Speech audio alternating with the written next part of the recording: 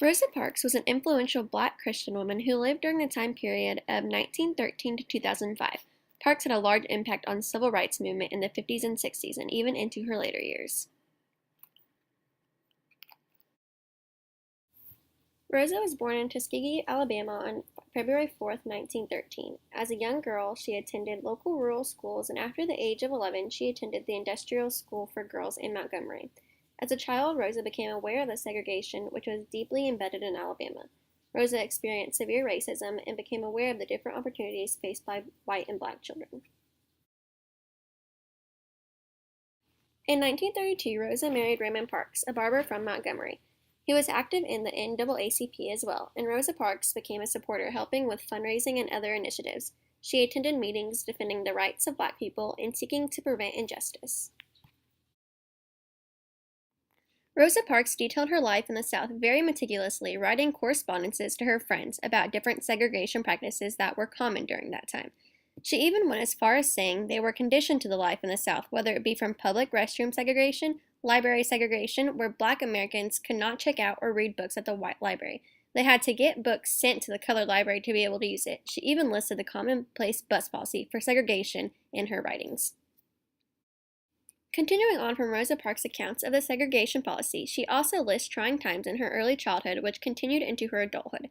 One specific case as shown in the picture is her telling us that a little white boy was threatening to assault her and was making gestures with his fist. She also details that she picked up a brick and was going to protect herself if need be. This was commonplace life in the South. Rosa Parks was a major contributor to the civil rights movement from her activities in the NAACP. She was often referred to as the mother of civil rights movement. In this letter, it shows that she was an avid member of the organization. She gave the organization the incident it needed to move against segregation in the heart of the Confederacy, Montgomery, Alabama.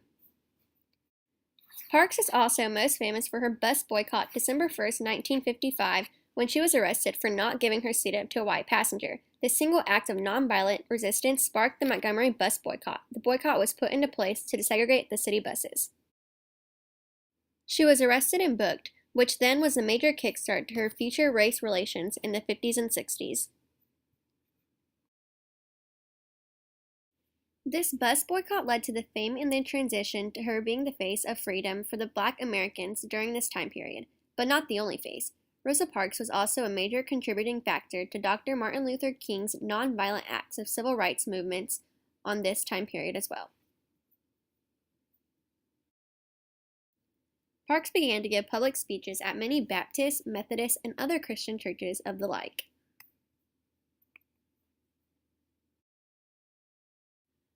She is also pictured here marching with Martin Luther King Jr. in the Selma March in 1965 for Black freedom.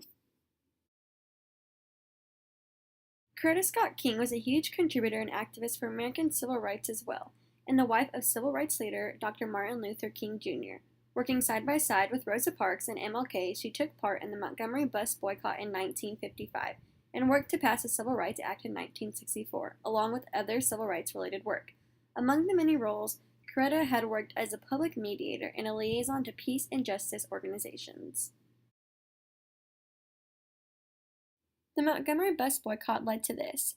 Pictured here are Black American men and women walking for change. Rosa Parks was very closely tied to Martin Luther King Jr. due to the Montgomery bus boycotts and his pioneering path leading that boycott. Rosa Parks even attended training with the Four Horsemen, Martin Luther King Jr., Abner W. Berry, Aubrey Williams, and Miles Horton at Highlander Folk School. In a letter addressed to Martin Luther King Jr. from Rosa Parks, you can see how close these two heroes were. Here she is expressing her shock and sadness due to Martin Luther King's injury. These two heroes were tied together in more than just a cause. They saw each other as family.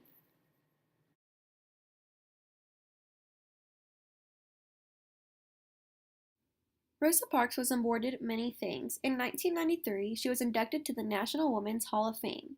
In 1996, she was awarded the Medal of Freedom by Bill Clinton, and following that, she was also awarded the Congressional Gold Medal in 1999.